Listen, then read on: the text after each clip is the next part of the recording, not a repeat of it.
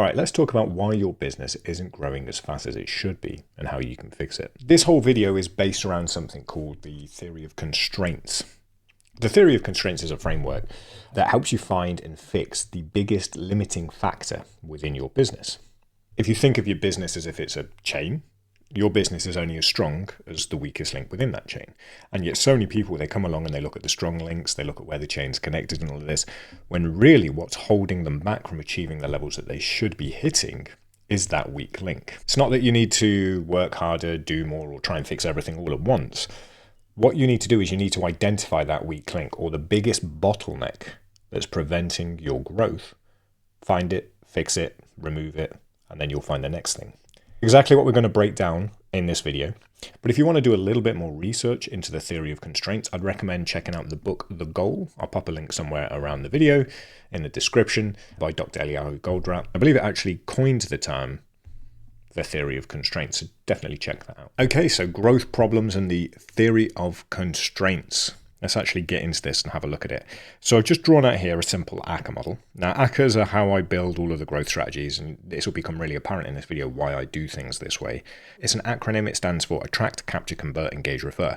And the way that we build these is essentially you have one asset at each stage and you string this whole thing together as if it's a complete model.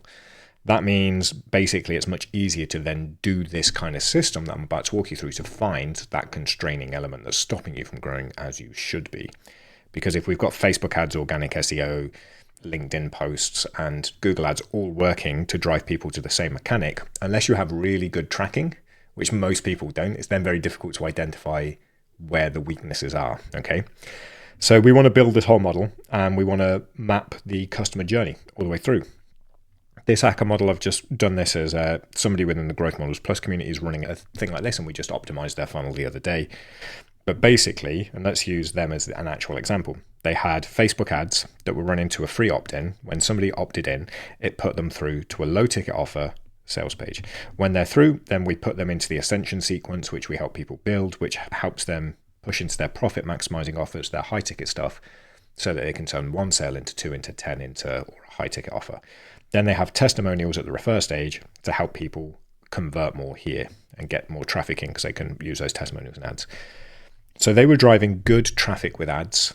The way that I like to do this is I like to think, what is a good number? And you can go out, you can research the benchmarks for what is a good conversion rate, what's a good amount of traffic, how much should you be paying for ads, what's a good CTR for ads, what's a good unique click-through rate, all of this kind of stuff, right?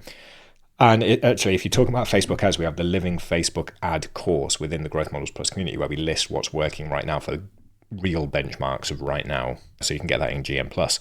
But essentially, you want to go out and look at each of the assets and try and find out and figure out what is a good benchmark conversion rate to get people through to the next stage.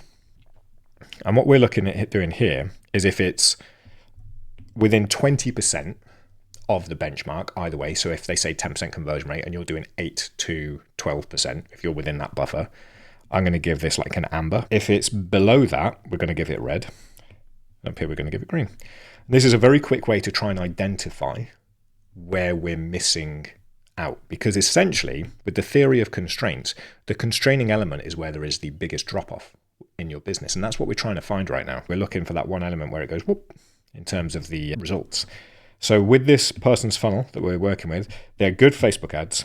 We were getting like a 3% unique CTR.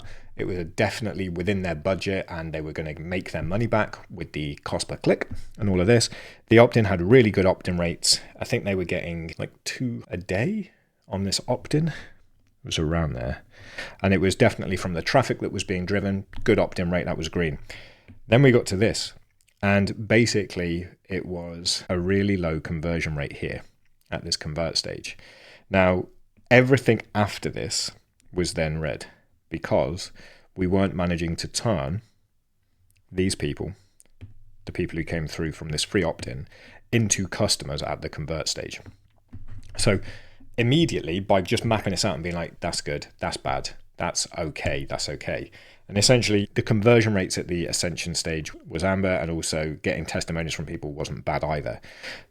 It was low because there was an issue here.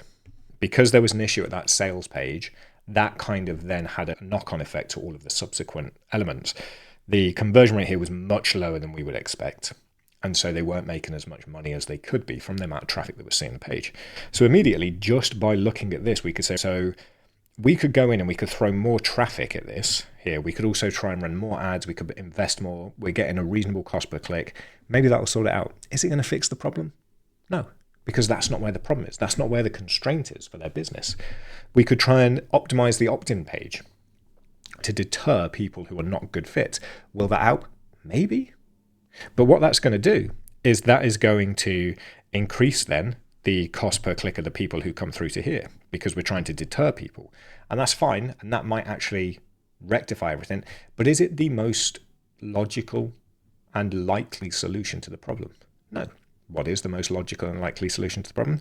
That this page that people are coming through to just isn't good enough. And that's essentially what you're doing with the theory of constraints. You're looking at all of these elements. You're looking for where there's the biggest drop-off. And then you've got to try and put your detective hat on and say, why is it happening? And you essentially want to look at this take a step back and look at it from a wider picture and be like, why is that happening? Is that sales page not working because it's got the wrong traffic going to it? Is it that the messaging isn't compelling? Is it that we're getting the wrong people who are opting in here? When we did this, we were like, actually, it's because there was no natural progression from the opt-in to the sales page. I'm a firm believer that essentially what we're doing in marketing is it's a cyclical approach of you have a problem, here's a solution. That solution creates a new problem. So then we need to address the problem, give you the solution. And it goes on and on. And what we had here was ads talking about a problem, opt-in talking about a problem. This wasn't talking about the next problem. And so there was this big disconnect. People were opting in for something here, and then there was a disconnect to the next stage. And what we should have been doing was like we do with our upsells and bump offers in the $1 product challenge, is look at this and say they've opted in for this thing that's going to solve problem A. Once they've solved problem A, they're going to experience problem B. What we were essentially doing before, though, was we were solving problem A with the free opt-in, and then we were looking at problem 7. Completely different, not even the same sort of numerical approaches or anything like this. And so, of course, there was this big disconnect with people. So this is where we had to focus our attention. So we redid that sales page. And basically, we looked at it from just a high level and said, this is the sales page that needs to be fixed. The reason that this is happening, why is it happening? The reason is because this is not a logical progression from A to B. It feels like too disjointed a journey for the user.